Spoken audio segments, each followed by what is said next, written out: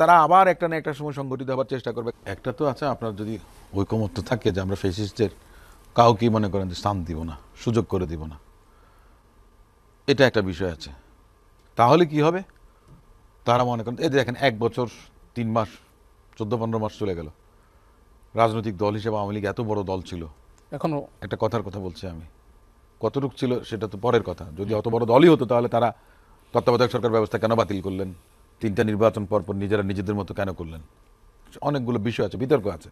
কারণ floating fluctuating vote তো থাকে, সেটাকে হয়তো তারা ভয় পেয়েছে যে না তারা ক্ষমতায় আসতে পারবে না। তার মানে রাজনৈতিক দল হিসেবে একেবারে অত বড় দল ছিল না যে আপনার মনে করেন যে 1.5 দশকের বেশি সময় ধরে তারা আপনার মানে অথরিটেরিয়ান গভর্নমেন্ট, যেটা টোটালিটেরিয়ানের মধ্যে রূপান্তরিত হয়েছিল, মানে বাকিরা সবই এক্সক্লুডেড, আমরা কেউ না।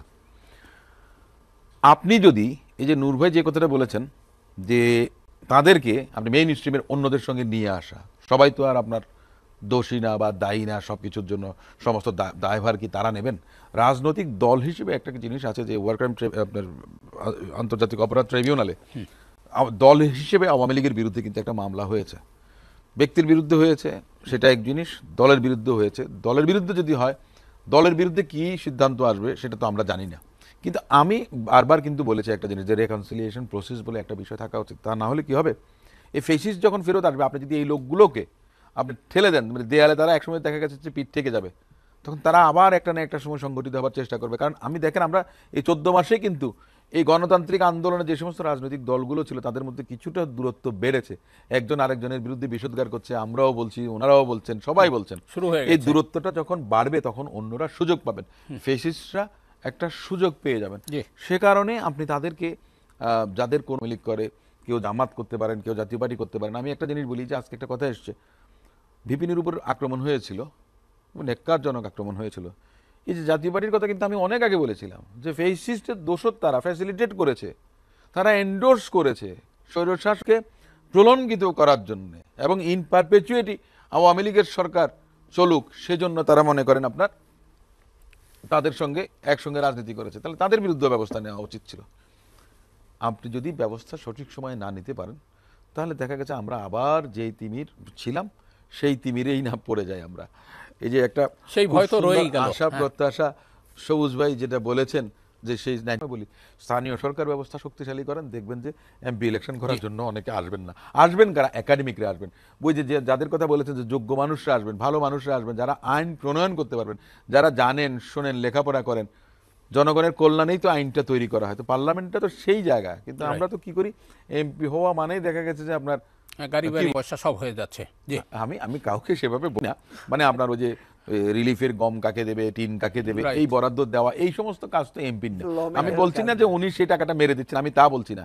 এই যে বরাদ্দ দেওয়া, এই রাস্তাঘাট করতে হবে, এইটা লেখো সেইটা লেখো, এই কাজগুলো তো আপনার স্থানীয় সরকারই করতে পারে। আপনি ওই প্রতিষ্ঠানগুলোকে যদি শক্তিশালী করেন, একটা নূর ভাই যে কথাটা বলেছেন চ্যালেঞ্জের কথা বলেন, দেখেন পুলিশের মধ্যে আপনার মনে করেন 70%-এর উপরে হলে গিয়ে স্বৈরশাসকের সময় নিয়োগ, তারা সবাই দলীয় ক্যাডার ছিল। আপনার মনে করেন জনপ্রশাসনে যারা আছেন, রিটার্নিং অফিসার বলেন, অ্যাসিস্ট্যান্ট রিটার্নিং অফিসার হবেন, অনেকে আপনার প্রিজাইডিং অফিসার হবেন, বিভিন্ন কলেজের শিক্ষক, স্কুলের শিক্ষকরা, তারা কি রোলটা প্লে করবেন। সেটার ওই উপর তো অনেক 18 সালে ভোট আপনার বক্সটা আপনার দিয়ে দিয়েছে, ম্যানিপুলেট করাটা খুব সহজ। জি। 8-এর নির্বাচনের কথা আমি একটু বলে নেই, সবুজ ভাই তুলেছেন যে 8-এর নির্বাচনটা বিতর্কিত কতটুকু। যতগুলো তত্ত্বাবধায়ক সরকারের অধীনে নির্বাচন হয়েছে, সবচেয়ে বেশি বিতর্কিত নির্বাচন ছিল 2008। এটা নিয়ে কেউ কথা বলেন না। অ্যাটলিস্ট 15% সারা বাংলাদেশে ইউনিফাইডলি ব্যালট বক্সে ব্যালট আগে থেকে দেওয়া হয়েছিল, এবং যার কারণে আপনার মনে করেন যে 2/3 মেজরিটি যেন আওয়ামী লীগ পায়, সে ব্যবস্থাটা হয়েছিল।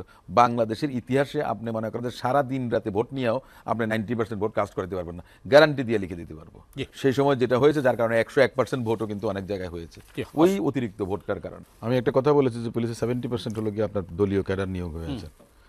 থানাগুলিতে ইন্সপেক্টর এবং সাব ইন্সপেক্টর মিলে মানে একেবারে সবসময় থাকার জন্য 3,500 মতো লাগে। নিয়োগে আছে প্রায় আপনার 8,000 বা সামথিং, আমি যদি ভুল না করি। 4 দলীয় জোট সরকারের সময় একবার 2003 সালে 300 জন নিয়োগ দেওয়া হয়েছিল সাব ইন্সপেক্টর। 2005 সালে 850 জন নিয়োগ দেওয়া হয়েছিল, এই 1150 জন। তার মধ্যে এনারা যে সবাই বিএনপি তা তো বলতে পারবেন না আপনি। আমি বলছি কোন কারণে বলছি, এটা আমি যে ধরে নেই আর কি, যে প্রিজাম্পশনটা এরকম যে সরকারের সময় হয়েছে অতএব ওই দল, আচ্ছা ধরে নিলাম সে 11.5। এর মধ্যে তো আওয়ামী লীগ এমন ফেরেস্তা ছিল না, আওয়ামী লীগের মধ্যে থেকে বহু জনের মনে করেন চাকরি থেকে বিদায় করে দিছে। চার দলীয় জোটের সময় যেহেতু জামাত ইসলাম ছিল তাদেরও লোকজন থাকতে পারে। আবার দেখা গেছে যে আপনার ওই যে একজন আরেকজনের ভেতরে যে আওয়ামী লীগ ঢুকে যায়নি এর মধ্যে, তাও তো আপনি বলতে পারবেন না। তারপরেও আমি ধরে নিলাম যে ওই 1000 ওখানের মধ্যে মিনিমাম আছে। আওয়ামী লীগের সময় আপনার নিয়োগ হয়েছে প্রায় 8000-এর মতো সাব ইন্সপেক্টর বা এরকম। এখন এই যে সারা দেশে লাগে 3500 একেবারে অ্যাক্টিভলি অফিসার লাগে, সাব ইন্সপেক্টর এবং ইন্সপেক্টর প্লাস ওসি। তো তাহলে আমি আগে ধরলাম ওইদেরকে যদি ধরে রেখেছি একটা দলের 1000, তাহলে আর বাকি 2500 হলো কাদের? ওই যে ডিএনএ টেস্ট করা, কিন্তু আওয়ামী লীগ কিন্তু ডিএনএ টেস্ট করে দেয়, এটা হলো কি তাদের ধর্ম। আর বাকি যারা আছেন তার মানে তারাও মনে করেন যে তাদের সময়কার। আর কনস্টেবল কিন্তু অজস্র দিয়েছেন, 50,000 আমি দেখেছি, বেশ কয়েকবার এরকম করেছে। জনপ্রশাসন সেম জিনিস আপনার, বিশেষ কিভাবে মনে করেন যে প্রশ্নপত্র বিক্রি হতো, কিভাবে নিয়োগগুলো হতো, এইটাই কি এগুলো হবে? না, এটা আমি মূল এটা challenge। বলছি, এটা চ্যালেঞ্জটা দেখেন। এর মধ্যে তো আমরা বিগত 15 বছরে দেখেছি তো 1100, 1200, 1300 মনে করেন যে ওএসডি করেছে না সচিবালয়ে। তো অন্তর্বর্তীকালীন সরকারের উচিত যারা ভালো, সৎ, এবং আমরা সবসময় ধরি যে যেহেতু তাদেরকে ওএসডি করেছে তার মানে they don't belong to Awami League species, এটা হলো কি আপনার সোজা বাংলা। পুলিশ প্রশাসনের মধ্যে যারা নিরপেক্ষ আছেন তাদেরকে দায়িত্বের মধ্যে, এটা তো নির্বাচন কমিশন করবে, তবে সহযোগিতা করবে কে? সরকার করবে। এখন সবকিছু মিলিয়ে এটা হলো বড় চ্যালেঞ্জ। এখন চ্যালেঞ্জের মধ্যে আপনি মোকাবেলা করার একটা অংশ যেটা নির্বাচন কমিশনার বলেছেন কয়েকদিন আগে, 2-3 দিন আগে, প্রায় 90,000 থেকে 1 লাখ সেনাবাহিনীর সদস্য থাকবেন। এটাতেই আমি এই জায়গাটাতে আমি ভরসাটা পাই, এই জায়গাটাতে আমি ভরসাটা পাই। কেন? নির্বাচন ফেব্রুয়ারি নির্বাচনে কোনো ধরনের সংখ্যা কি না, আমি আপনাদের মধ্যে কাজ সংখ্যার করে? কথা বলছি। আমি আপনাকে একটা কথা বলি, বিগত বেশ কয়েকদিন ধরে আপনার কিছু ঘটনা ঘটেছে, সেগুলোকে কেউ সহিংসতা বলছেন, কেউ আপনার নাশকতার কথা বলছেন, পরিকল্পিত কেউ নাশকতা সাবোটেজের বলছেন। কথা বলছেন, বিভিন্ন ধরনের। এই ধরনের ঘটনাগুলো যদি ঘটতে থাকে আগামীতে, তাহলে সেটা নির্বাচনকে আপনার একটা আশঙ্কার মধ্যে ফেলে দেবে, জনমনে একটা আশঙ্কা, আতঙ্ক তৈরি হবে। এবং সেখান থেকে সরকার তখন অন্য কোনো ব্যবস্থা চান কিনা বা এই ধরনের বিষয় থাকতেই পারে। আর দ্বিতীয় যে বিষয়টা আসছে যে শেষ করতে হবে, সরকারের জি। যে ক্যারেক্টার, যেটা জি। এই অন্তর্বর্তীকালীন সরকারের স্পিরিটটা হওয়া উচিত ছিল নির্দলীয়, কিন্তু সেটা একেবারে প্রথম থেকেই নেই, আচ্ছা। প্রথম থেকেই নেই। আর কেয়ারটেকার গভর্নমেন্ট হলে সেক্ষেত্রে তো আপনার একেবারে কমপ্লিটলি নির্দলীয় হতেই হবে। জি। তো তাহলে এই বিষয়গুলো এখনো রয়ে গেছে যে নির্বাচনটা হবে কার আন্ডারে, সুপ্রিম কোর্টের রায়টা কবে হবে, রাইট। জুলাই সনদের ইমপ্লিমেন্টেশন কিভাবে হবে, তার আলোকে সেখানে বলা আছে যে তত্ত্বাবধায়ক সরকারের প্রধান এবং অসম- উপদেষ্টারা